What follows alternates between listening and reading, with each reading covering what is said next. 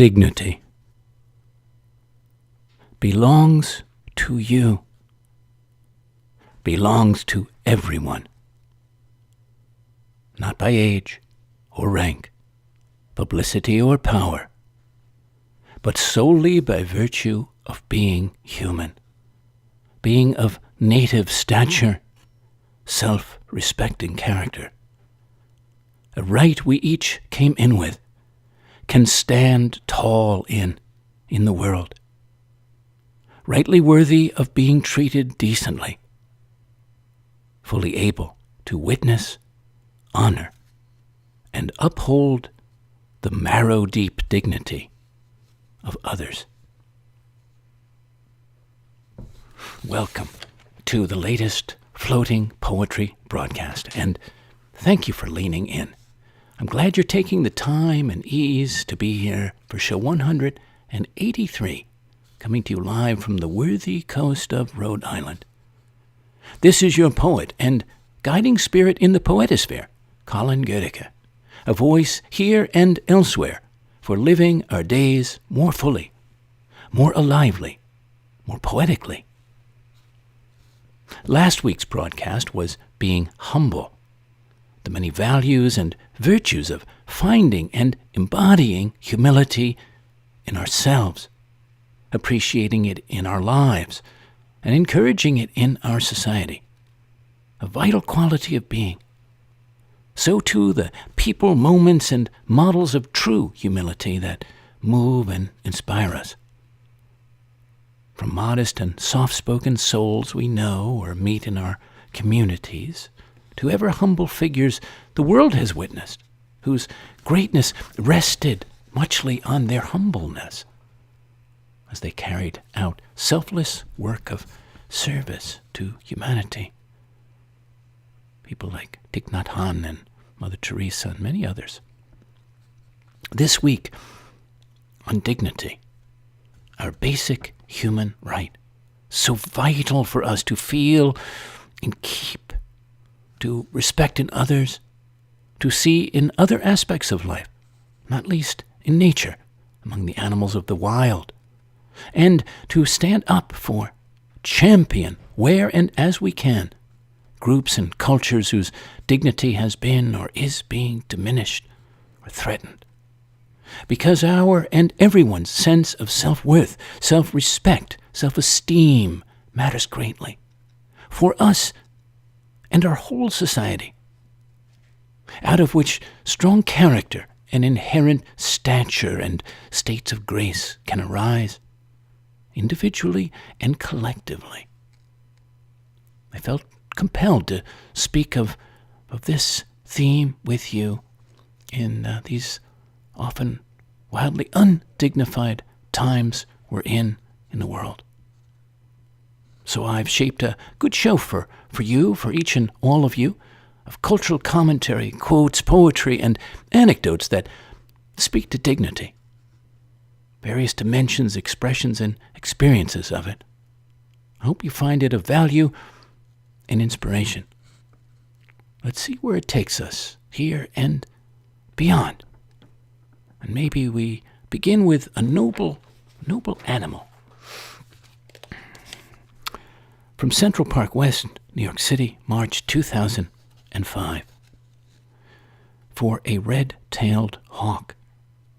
Noble visitor. A noble visitor, winged messenger, poises with great presence outside our French windows on this early Sunday morning, dressed in ermine, silk, and sepia plumage, chest and head held high, supremely sure, surveying the sky, then the church-bound pigeons below, then me, hawk-eye to man-eye, as I stand motionless, marveling.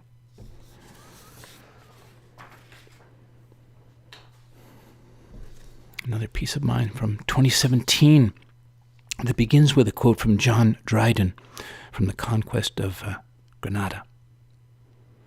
Or Grenada, rather.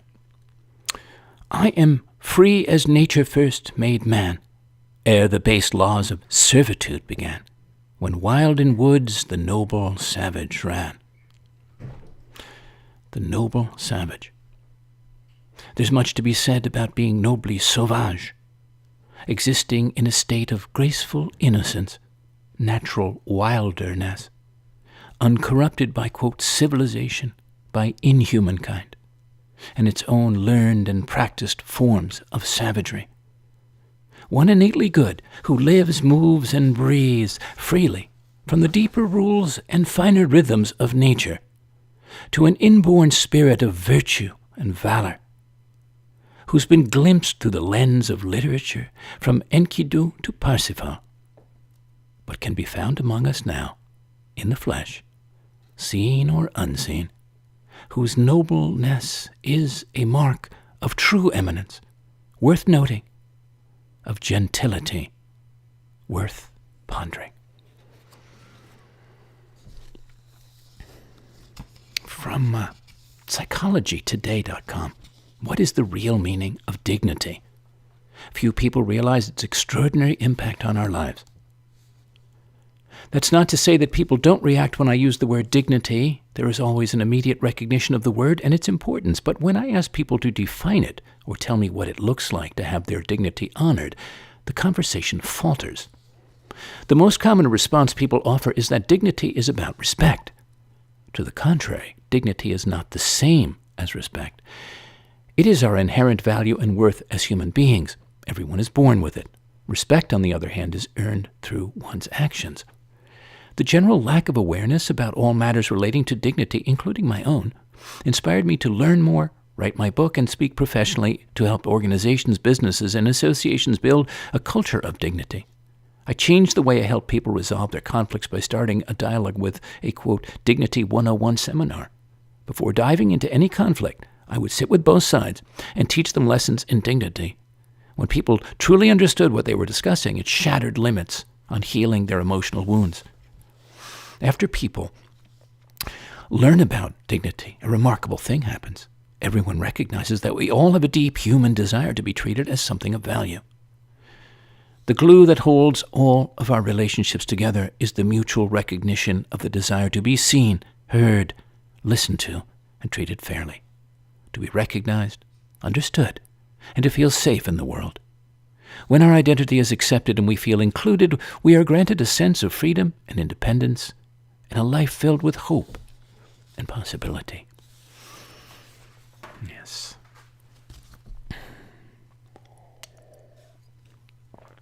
From Wikipedia.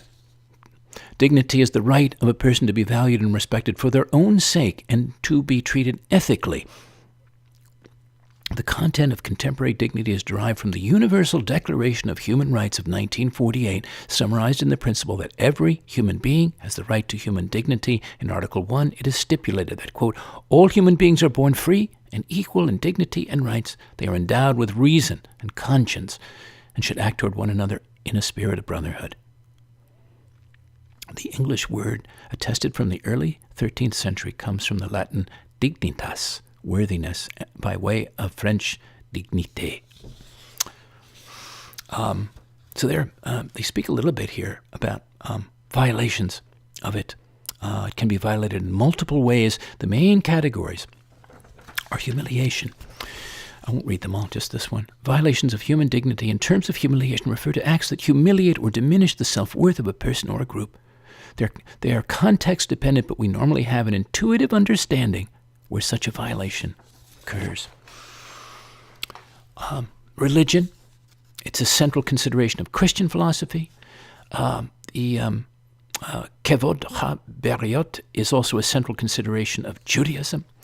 And an Islamic view of it is crystallized in the Quran through the selected biographies of Noah, Abraham, Joseph, David, Moses, Mary, Jesus, Muhammad, and others. Individuals such as these are presented as role models of dignity because they did not abandon their self-respect by bowing to social pressures. And this from tricycle.com on dignity. Just the end point. When people are forced into difficult conditions or treated with disrespect, they're said to have lost their dignity. People treated poorly may in fact lose self-respect, may come to believe that they have no value, may even feel ashamed. Others may see people in harsh conditions as deserving such treatment, even as a little less than human. This may seem to relieve the rest of us of the responsibility to act on their behalf, but if dignity is the expression of intrinsic worth, it cannot be taken away or destroyed by the actions of others or even by our own self-hatred. When I think of dignified behavior, I think of the young people who sat at a lunch counter in Mississippi in 1963. They sat quietly upright while people poured ketchup and sugar on their heads and called them names. Such serenity in the midst of abuse is the very picture of dignity. It allows us to both endure injustice and make amends. The strength to remain still in such conditions arises from a deeply felt sense of worth that is beyond one's surroundings. Dick Allen's poem, Dignity. Remington's almost oriental picture of the Indian, seated on a horse and looking out across blue, snowy plains to where the stars lie leveled like coals in a campfire doused in heavy snow, may express it.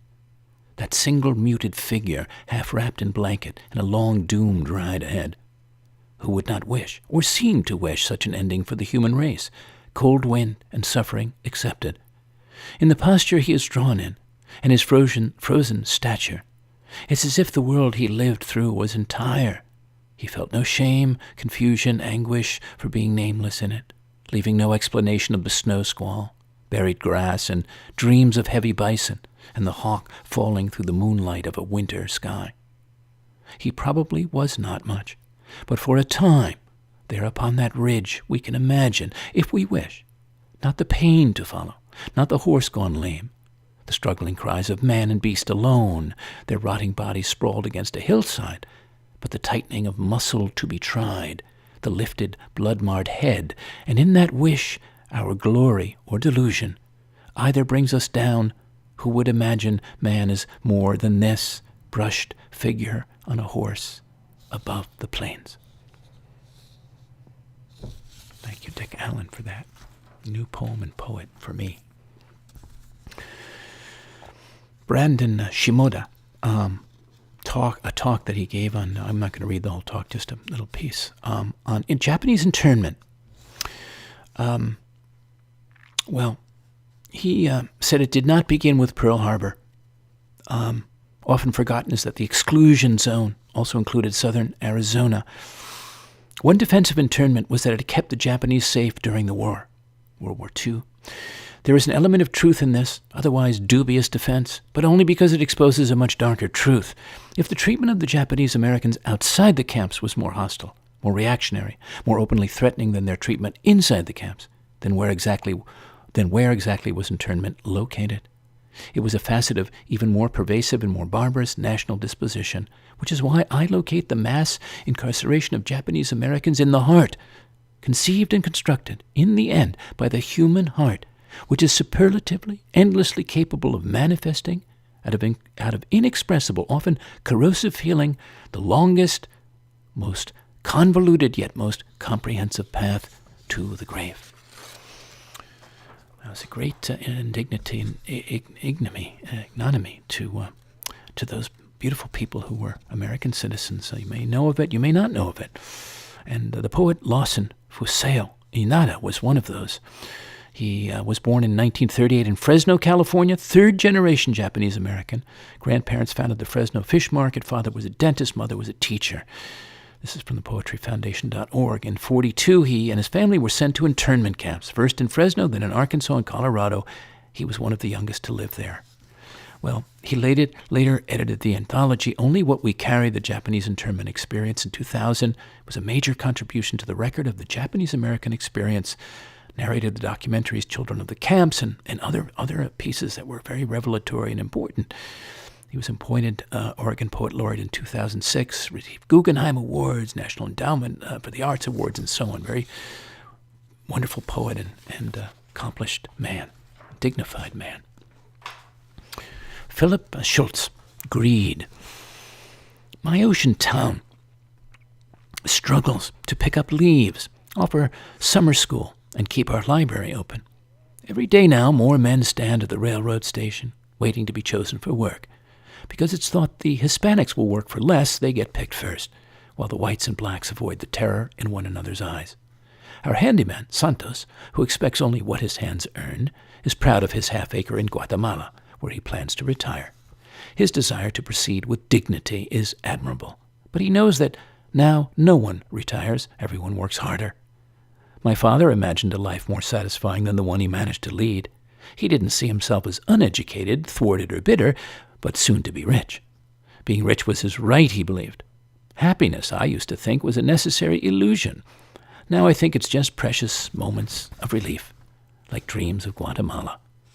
Sometimes at night in winter, surrounded by the significant silence of empty mansions which once were cottages, where people lived their lives and now are owned by banks and the absent rich, I like to stand at my window, looking for a TV's futile flickering, always surprised to see instead the quaint, porous face of my reflection, immersed in its one abundance. Thank you very much, Philip Schultz. Greed. Thilius Moss. Botanical fanaticism. My ancestors weren't hippies. Cotton precluded fascination with flowers. I don't remember communes, I remember ghettos. The riots were real, not products of hallucinogens. Free love had been at red bones since black unemployment and credit saturation. The white women my mother cleaned for didn't notice she had changed. I guess it was a small event, a resurrected African jumping out, the gap in her front teeth.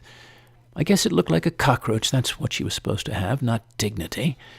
My mother just couldn't get excited about the Beatles, those mops she swilled in ammonia every day on their heads. Besides, she didn't work like a dog, but like a woman. They aren't the same. The hair was growing long for the same reasons Pinocchio's nose did. I can think only of a lesbian draping crepe paper, chains over my head to make a black Rapunzel possible. That's how a white woman tried to lift my burdens. At the time, I didn't reject her for being lesbian or white, but for both burdens. That was when I didn't want ivory soap to be what cleaned me, made me presentable to society. All the suds I'd seen were white. They still are, but who cares? I'm more interested in how soap dwindles in my hand under the faucet. I'm old enough to remember blocks of ice, old enough to, or poor enough. I remember chipping away at it, broken glass all over the floor. Later in the riots, the broken glass of looting tattled how desperate people were to keep cool. There are roses now in my mother's yard. Sometimes she cuts them, sets them in Pepsi bottles throughout her rooms. She is, I admit, being sentimental. Looting her heart. My father who planted them is gone. That mop in the corner is his cane growing roots. Thank you, Thilius Moss. Botanical fanaticism from wannabe hoochie mama gallery of realities. About that bird title. I didn't know about her before. Then there's Studs Terkel. This is from his classic book, Working. It's on the dignity of work. And people talk about what they do all day and how they feel about what they do. It's a book from, I believe it's from early 2000s. Yeah. But I just have a slice or two from that for us tonight. Terkel's most poignant and pause-giving conversation is with a 34-year-old farm laborer and organizer named Roberto Acuna, one of the migrant lettuce workers who inspired Steinbeck's The Grapes of Wrath.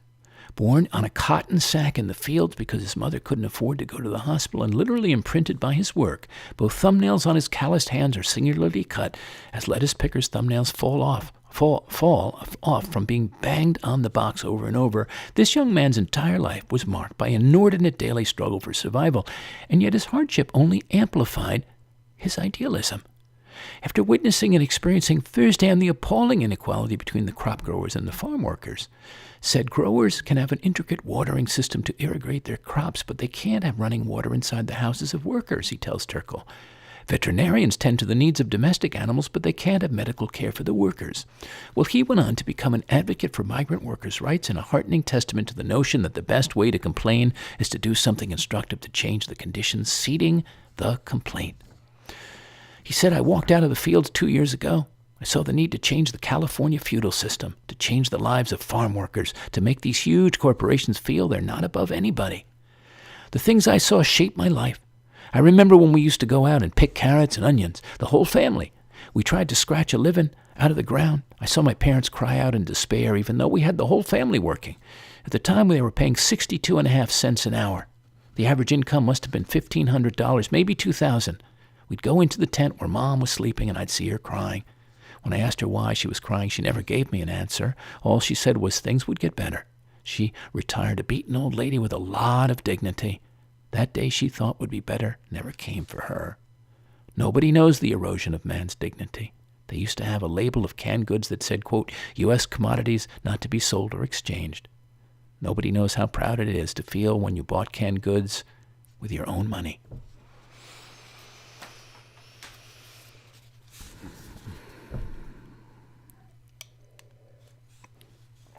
Well, I have questions for you, for us, about dignity. How do you define it? How do you see it? How do you understand it? Maybe there's an enhancing or enriching or more dimensionality of understanding about it as we go along together. When have you risen or had to rise to the height of your dignity? What was the reason and the experience? Whose dignity has moved you greatly, either an individual or a whole people or culture? Have you ever suffered an indignity or been part of a very undignified moment? Have you ever honored or had to uphold someone else's dignity? What was that about? How did you do it? How strongly do you feel your self-worth, your self-respect? When have you shown or witnessed grace under pressure? Where for you does dignity sit in the qualities of true character, your character or others? Who's the most dignified person you know or know about or maybe have met in your life before? Or been inspired by someone of noble stature, small n, not to be confused with self-deigned nobility, royalty, not that crowd. Where are you seeking more dignity in yourself or your life, or calling for it in our world? Things to muse on, I felt. Yeah. The poet Adrian Rich, on the dignity of love. An honorable human relationship, that is, one in which two people have the right to use the word love, is a process, delicate, violent, often terrifying to both persons involved, a process of refining the truths they can tell each other. It is important to do this because it breaks down human self-delusion and isolation. It is important to do this because in doing so we do justice to our own complexity. It is important to do this because we can count on so few people to go that hard way with us. Adrian Rich. What of the body itself, I was thinking? A bodily dignity. Well, to me there is a dignity to bodies, whatever their form, whoever inhabits them, yours, mine, anyone's, ideally with reverence and care for them, and also those who do marvelous things with them. This is from my poetorial piece ability for the Pyeongchang 2018 Winter Olympic Games. 2018, yeah. In praise of bodies that can fly through winter skies, that can take off and land without wings, hurtle at remarkable speeds down rural mountainsides, become works of art in white space. Bodies that can dance miraculously on water, race and match fluidly over scapes of crystallized water, can glide with all grace, tracing agile ways through forests and fields of moving targets. Bodies that can shine with burning spirit, purpose, passion, beyond color, culture, nation.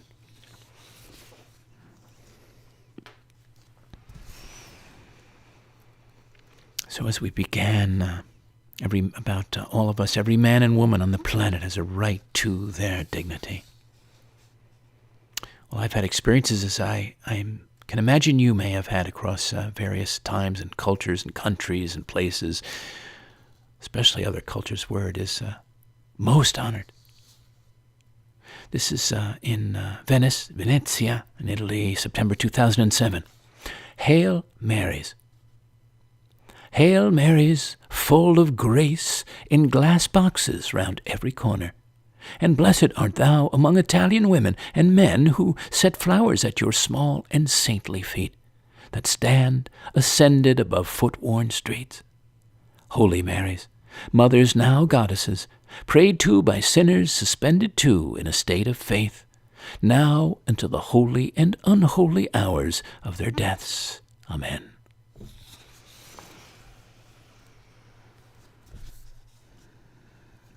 I would like to call us, as we go here, to embrace and embody and pay homage now and then to your own dignity of being. As you move through the world, as you move through your days. This was on Memorial Day here in Rhode Island, in Weekapaug, May 25th, 2020. This is called Me-Morial Day. Mine and yours. When we might also honor the times we fell by some wayside in our life, heroically or simply humanly, or might commemorate the loss of some cherished part of ourself. Maybe a sense of youth, innocence, once deep wonderments, might raise a flag or pin a flower to our heart to remind ourselves we're still alive, still making our way, still making our own worthy history.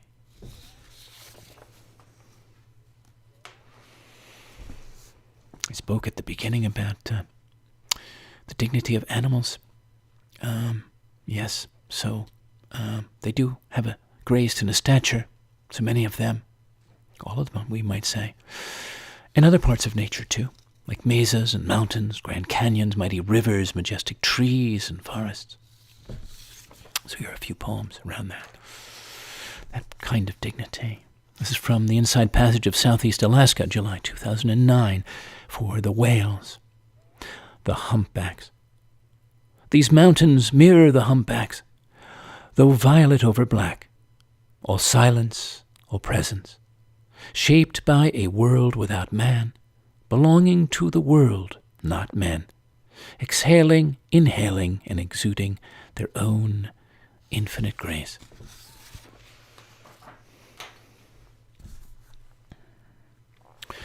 Linda Gregg, The Weight. 2 horses were put together in the same paddock, night and day. In the night and in the day, wet from heat and the chill of the wind on it.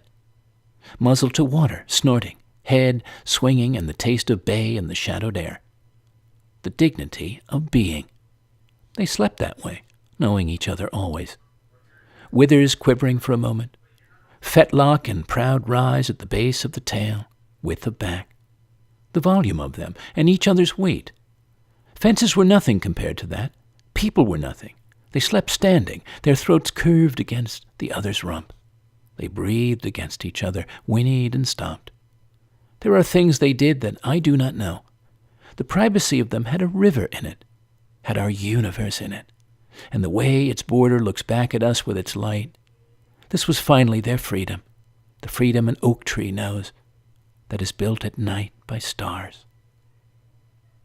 Thank you, Linda Gregg. The Weight, beautiful. Yeah, not just the nobleness of animals, but other embodiments of nature there, as I was saying, from mountains, mesas to temples of forests and sage trees that we come across in places. This was in Sunnybrook, West Brookfield, Massachusetts, June 1999. 3 green graces. 3 ancient apple trees dance in the midday breeze, sweeping over the lawn and lift their summer skirts to show us silver linings. 3 green graces, long limbs sculpted by seasons of country time, joined in a circle, offering their lovely shapes and still lush tresses and centuries of fruitfulness. From Emergence magazine, Saguaro, Free of the Earth, by Boyce Upholt. Imagine a world where the mountains and glaciers, trees and waterways and animals, everything comprising our living, breathing planet, had as much a right to exist legally as humans. In this narrated essay, author Boyce Uphold travels to meet with the O'odham peoples of the Sonoran Desert, who have long revered the saguaro cactus as a being with personhood. As saguaro are bulldozed to make way for a segment of the U.S.-Mexico border wall through Organ Pipe Cactus National Park, existing legal protections for the cactus come up against human-centric and extractive attitudes toward the earth. Talking with elders from the Tohono O'odham nation who are acting on behalf of the rooted beings of the desert, Boyce wonders how our earth might transform if we recognize the dignity of all life. Oh, wouldn't that be wonderful? I would encourage that. I would champion that. I encourage you to read the whole piece of this about it and that whole concept. Marvelous.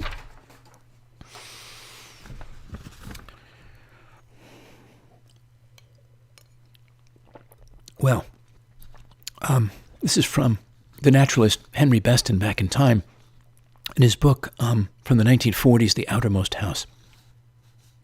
Nearly a century before the poet Mary Oliver insisted that, quote, the world's otherness is antidote to confusion, and standing within this otherness, the beauty and the mystery of the world out in the fields or deep inside books can re-dignify the worst stung heart. Beston said this: we need another and a wiser and perhaps a more mystical concept of animals. Remote from universal nature and living by complicated artifice, man in civilization surveys the creature through the glass of his knowledge and sees thereby a feather magnified and the whole image in distortion. We patronize them for their incompleteness, for their tragic fate of having taken form so far below ourselves, and therein we err, and greatly err. For the animals shall not be measured by man. In a world older and more complete than ours, they move finished and complete, gifted with extensions of the senses we have lost or never attained, living by voices we shall never hear. They are not brethren. They are not underlings. They are other nations, caught with ourselves in the net of life and time, fellow prisoners of the splendor and travail of the earth. Wow, well, thank you, Henry Beston, so much for that. I've read that before, but not for a while. All right, so these are all very obviously serious things. It's gravitas, but I'll bring some in with a Ferlinghetti poem that amusingly, but in a way seriously, touches on our theme. The title of it is Underwear. Yes, underwear, of all things. I didn't get much sleep last night thinking about underwear. Have you ever stopped to consider underwear in the abstract? When you really dig into it, some shocking problems are raised. Underwear is something we all have to deal with. Everyone wears some kind of underwear. The Pope wears underwear, I hope. The governor of Louisiana wears underwear. I saw him on TV. He must have had tight underwear. He squirmed a lot. Underwear can really get you in a bind. You have seen the underwear ads for men and women, so alike but so different. Women's underwear holds things up. Men's underwear holds things down. Underwear is one thing men and women have in common. Underwear is all we have between us. You have seen the three-color pictures with crotches encircled to show the areas of extra strength and three-way stretch, promising full freedom of action. Don't be deceived. It's all based on the two-party system, which doesn't allow much freedom of choice the way things are set up. America in its underwear struggles through the night. Underwear controls everything in the end. Take foundation garments, for instance. They are really fascist forms of underground government, making people believe something but the truth, telling you what you can or can't do. Did you ever try to get around a girdle? Perhaps nonviolent action is the only answer. Did Gandhi wear a girdle? Did Lady Macbeth wear a girdle? Was that why Macbeth murdered sleep? And that spot she was always rubbing, was it really in her underwear? Modern Anglo-Saxon ladies must have huge guilt complexes, always washing and washing and washing out damn spot. Underwear with spots, very suspicious. Underwear with bulges, very shocking. Underwear on clothesline, a great flag of freedom. Someone has escaped his underwear. Maybe naked somewhere. Help! But don't worry. Everybody's still hung up in it. There won't be no real revolution, and poetry's still the underwear of the soul. And underwear still covering a multitude of faults in the geological sense.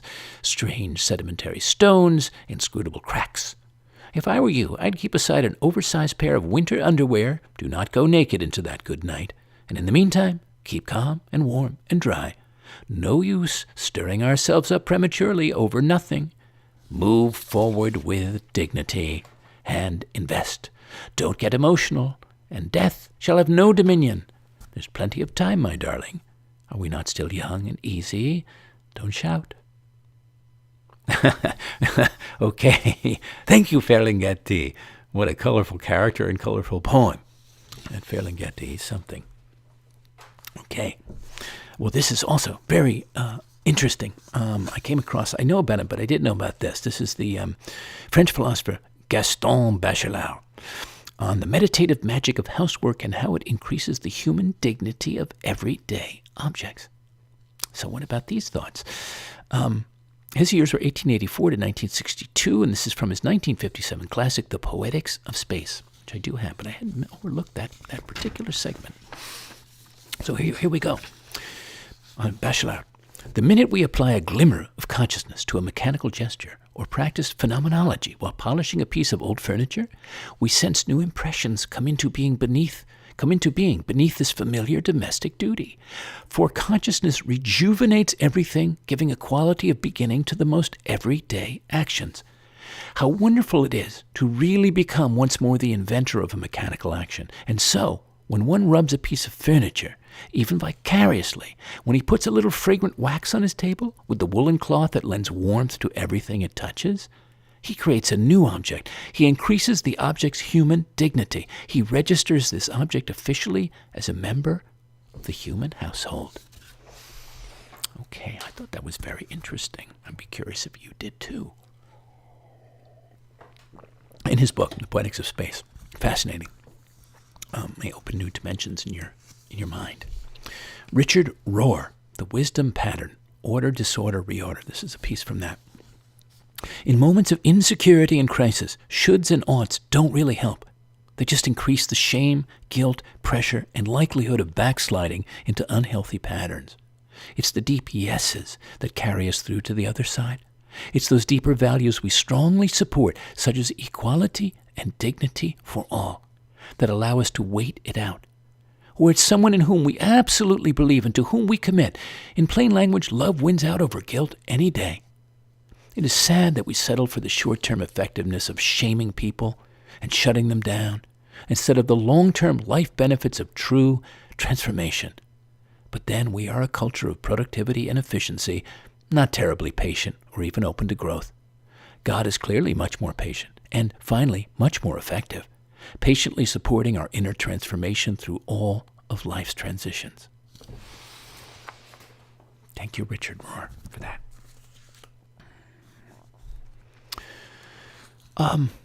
One of the greatest influences on our character is those with whom we surround ourselves. And this is Robert Elliott Spear from The Stuff of Manhood, Some Needed Notes on American Character, 1917 he wrote this.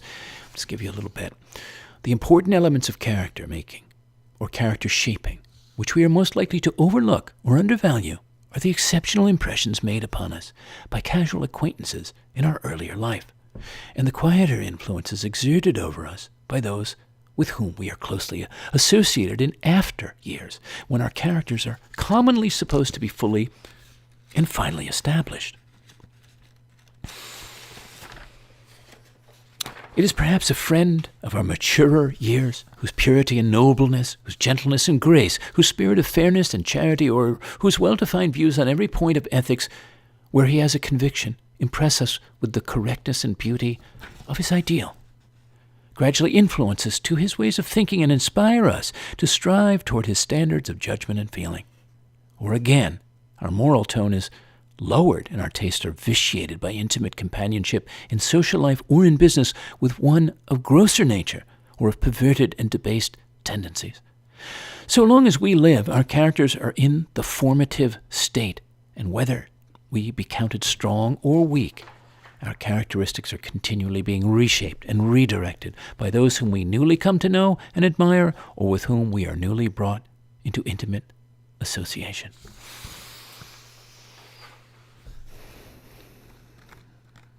From Pachok Rinpoche, our core is wisdom and compassion, and discipline is the way, through skill and carefulness, that we align our actions with our fundamental dignity. I mentioned a program coming up, this program, to a listener, and they said this to me: culturally, we don't allow certain people to take their place in the world. Marianne Williamson, from her site, negativity poisons my mind and positivity restores it. I have a choice whether to join in the darkness of the world, its petty judgments and constant blame. When I do so, I inject my psyche with poison, and today I choose a healthy mind. I replace all negativity with a positive attitude in which I seek to find and to articulate the good in others. If I disagree, I will disagree with respect. If I debate a point, I will debate fairly. If I need to draw a boundary for the sake of justice, I will do so with honor for the dignity of all. I will no longer be careless with the working of my mind. Rather, I will use it as it was created to be used, as a conduit for love and as a gateway to peace. May everyone, including myself, feel the tenderness of my approval and not the harshness of my unkindness. Thank you, Marianne Williamson. Yes. I wanted to talk about Rebecca Solnit for a moment as well. NIT, her book, Hope in the Dark, Untold History's Wild Possibilities. It's an alternative view of human nature on a crisis as a catalyst for dignity and human goodness. It's a very elevating manifesto, to be sure. So here's a few things that she says in it. The assumption behind much disaster response by the authorities and the logic of bombing civilians is that civilization is a brittle facade, and behind it lies our true nature as monstrous, selfish, chaotic, and violent, or as timid, fragile, and helpless. In fact, in most disasters, most people are calm, resourceful, altruistic, and creative. And civilian bombing campaigns generally fail to break the will of the people, making them a waste as well as a crime against humanity. What startled me about the response to disaster was not the virtue, since virtue is often the result of diligence and dutifulness, but the passionate joy that shined out from accounts by people who had barely survived. These people who had lost everything, who were living in rubble or ruins, had found dignity, meaning, community, immediacy in their work together with other survivors. This testimony suggested how much we want lives of meaningful engagement, of membership in civil society, and how much societal effort goes into withering us away from these fullest, most powerful selves. But people return to those selves, those ways of self-organizing, as if by instinct when the situation demands it. Thus, a disaster is a lot like a revolution when it comes to disruption and improvisation, to new roles and an unnerving or exhilarating sense that now anything is possible. Thank you, Rebecca Solnit. Hope in the Dark. Beautiful book. Very moving. Thomas Harrington, Senior Brownstone Scholar and 2023 Brownstone Fellow, Professor Emeritus of Hispanic Studies at Trinity College in Hartford, Connecticut. This is one man's chronicle, at times indignant, at other times reflective of an extraordinary moment in the history of the world, a moment of crisis whose eventual resolution will have far-reaching consequences for our children and their children. Will we renew our trust in the dignity, moral autonomy, and inherent miraculousness of each individual human being? Or will we, in our absent-minded drift away from the only true sources of life and spiritual renewal, things like love, friendship, wonder, and beauty, resign ourselves to the idea of living a new version of medieval serfdom, wherein our bodies and our minds are seen as and used by our self-appointed masters as a renewable resource for the execution of their megalomaniacal dreams? This is the choice before us. I know which reality I prefer. What about you? Thomas Harrington. Thank you for giving us something to think about, bring it to our consciousness. Sometimes can appear exactly so there in the world.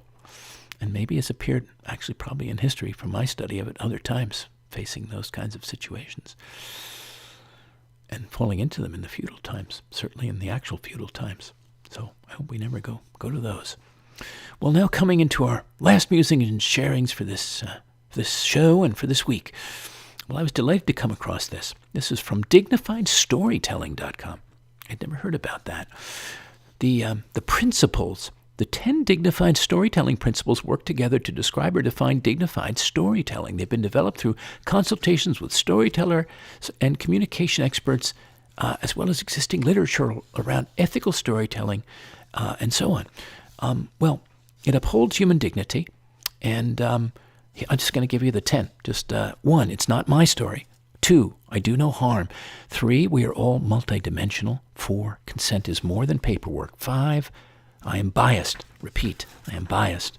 6, I do my homework. 7, I am empathetic. 8, I protect others' data like it's my own. 9, truth over headlines. And 10, a story can change the world. So it can. So it can. And so they are. Those stories, there are many out there changing the world right now for the better.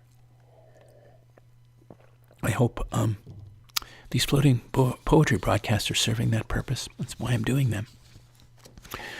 To elevate and enliven and enlighten, but to just illuminate all kinds of things that I think are worth illuminating. This is from Vivre dans la dignité.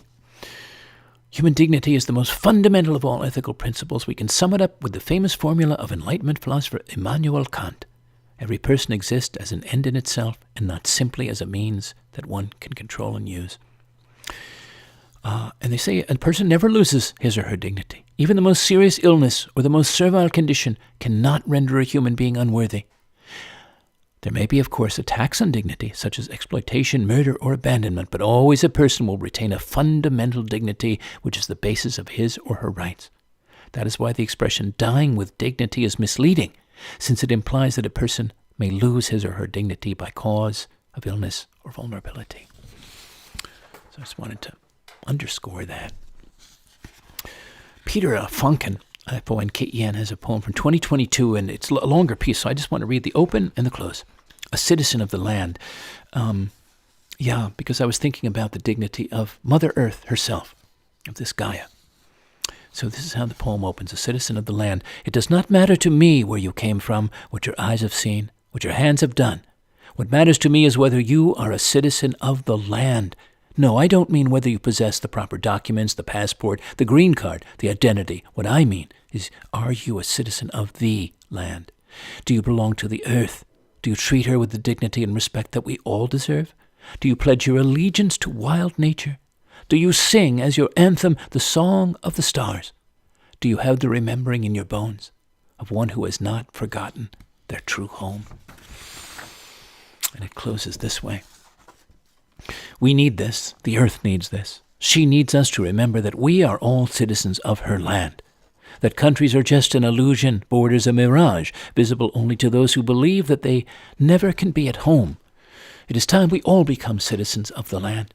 Rise up, root down, and remember that everything begins as a seed.